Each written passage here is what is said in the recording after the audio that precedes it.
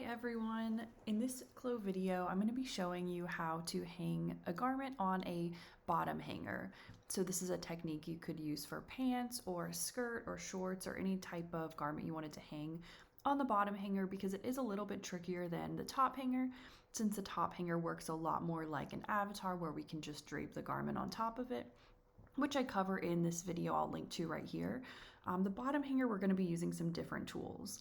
So I'm going to use this skirt right here as my example.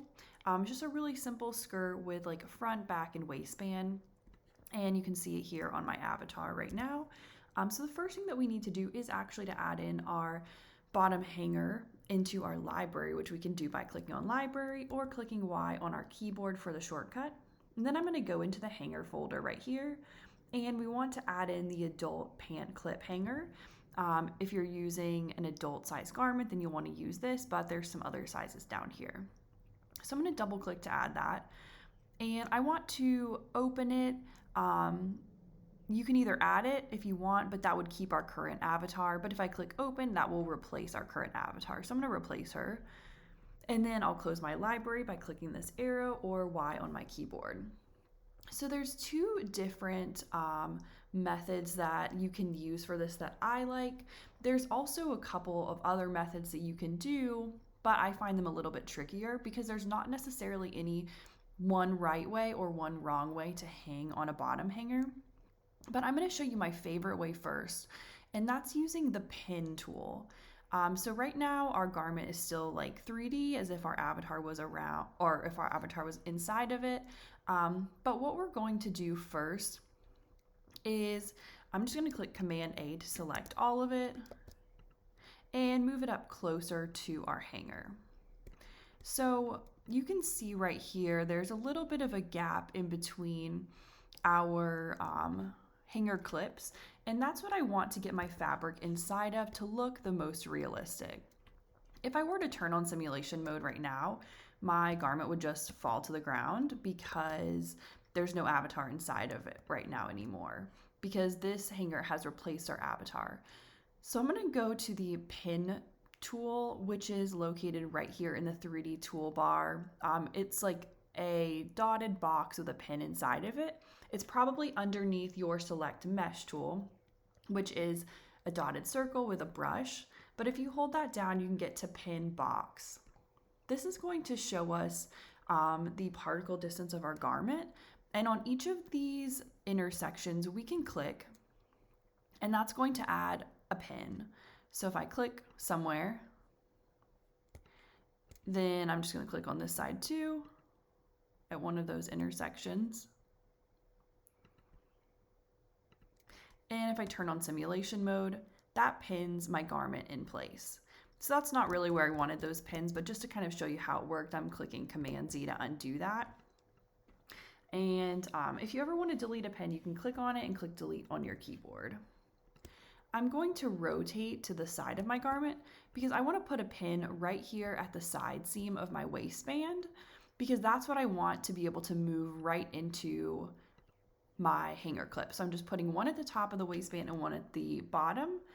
And then I'm going to rotate around to the other side and do the same thing on this side.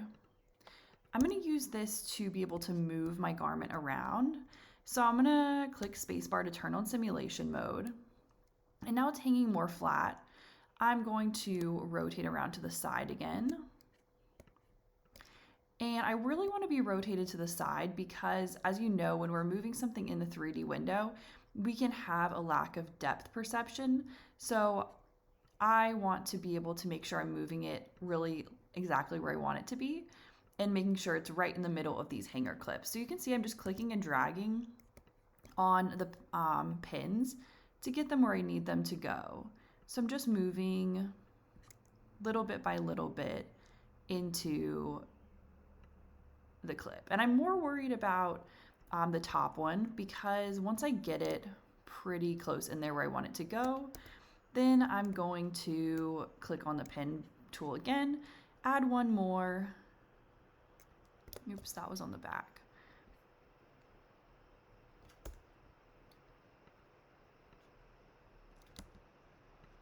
And bring this up here. just to kind of arrange it. And sometimes you'll notice if it looks weird, your simulation mode probably is off. So I'm just moving this really slow. I'm going to delete this one.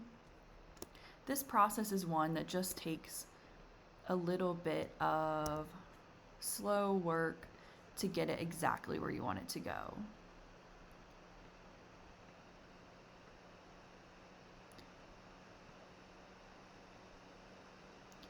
And once you're happy with how this side looks, you can add as many pins as you want to get it looking how you want it. Then we'll just move over to the other side and do the same thing. So slowly moving these pins up and into the clip. I find it really helpful to use the waistband on the top and the bottom with a pin because that kind of holds this part stiff. Otherwise it might really fall in on itself, and it just gives me a little bit more control of what I'm moving versus it all just hanging from one single point and putting a lot of weight onto that point. So I'm just going to continue doing this, making sure I'm looking at it from the side and from the front. And then when I'm happy with how that looks, I am just going to rotate to the back, see if that looks good. If you want a back view, then you'll just want to make sure that your fabric really is inside of those clips, because if you have it too far forwards or too far backwards, like this, you'll notice it just like going through the avatar, which won't look realistic. So all of that looks good to me. So I'm going to turn on simulation mode. And what we could do from here is I could switch into high resolution mode, and that would make my garment look even more realistic. But one thing to note with pins is if I were to try to move my garment, the pins would always be stuck in this place. So for example, for like an animation video, if this was an avatar that could walk, and I asked them to walk, like in this tutorial here that I'll link to for how to render a video, the pins would stay in this exact place. So if I were to click Command A and select everything and move this over, the pins would come with it.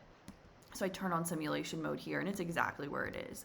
So that's really just something to note, unrelated to the bottom hanger, that your pins will stay where they are if your avatar moves.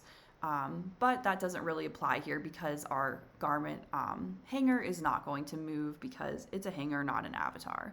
But just something to keep in mind. And also when you go to your render window, these pins will disappear. But if you don't want to see them, you can always go to the garment display menu right here and turn off show pins. Or if you're not seeing your pins, you might have to turn that on. But when you render an image, they won't show up at all, so you don't have to worry about that. But some other things that you could do to help make it look more realistic too, besides switching to high res mode, is one thing. If we click on our waistband and go into the property editor, if we wanted it to appear a little bit thicker or more sturdy, we could turn on solidify and turn on simulation mode. That just gives it a little bit more strength, almost like interfacing. It adds this gray color that's just letting us know that we have solidify on, but again, you won't see that when you render. I'm going to turn that off. And another thing that we could do is we can also go into the pin tool again. And if you wanted to adjust how your garment is actually hanging, so for example, if I wanted these sides to be kind of out more or behind the skirt, I could go into my pin tool, and instead of just clicking on an intersection, you can also click and drag to create a clump of pins. Then I'm going to use the gizmo tool just to kind of arrange this how I might want it to look. So I could either arrange it so that it's kind of hanging out here, if I wanted it to be out to the side. But if I wanted it to be kind of like pushed back so that the seam was behind, then I could just play around with this and see if I can get it to lay like that. So then I deleted those pins And let me just grab one point instead of a bunch of them. I would bring it all the way out to the side. And if I wanted it to appear really full in the hanger, I could leave it there.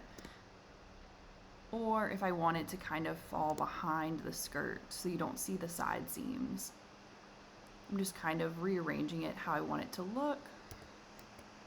And I could leave the pin there if I wanted to, or I could try to delete it. And see if it will stay like that, and just very carefully use my hand tool to get it exactly how I want it. So you can see now that side is laying like that without the pin in it anymore, different than our original side. So you can kind of play around with the fabric with this pin tool also. If you're having a problem where the back layer of your fabric is coming through the front, luckily we're not having that problem right now, but it is something that can happen when we have two layers of fabric so close together, is we can select our first layer that we want to be the top and open up our property editor, and then go into layer underneath simulation properties and assign a higher number to it. So that would mean the layer we didn't select is automatically 0, and then the new layer is 1, so I'm typing in 1. And that's going to always push it to the front. So that could fix it if you're seeing your back of the skirt push forward through the front. It will automatically apply this green color to it, but that won't be seen in your render either. But we weren't having that problem, so it didn't really change anything for us, but just a troubleshooting thing that you could look into if you're having problems. I'm going to change it back to 0. So that was the first method for hanging a garment onto a bottom hanger in CLO. This first method using the pin tool is definitely my preferred method. I think that it's the easiest and gives you the most control. But the second method I'm going to show you in part 2 of this video is using more styling tools and simulation to get the look that we might want, just to give you another option. And just so you know, a lot of people also use the tack tool also, tacking the garment to the avatar instead of the pins like we use. So I will show you that in a future video, but I'm not going to include that in these right now because these are my 2 preferred methods. But just so you know, that is another option too, since there's not really one right way or one wrong way to do this. But you can follow along in the next video to see the other method that I'll show, and definitely let me know which method that you like best too. Thanks.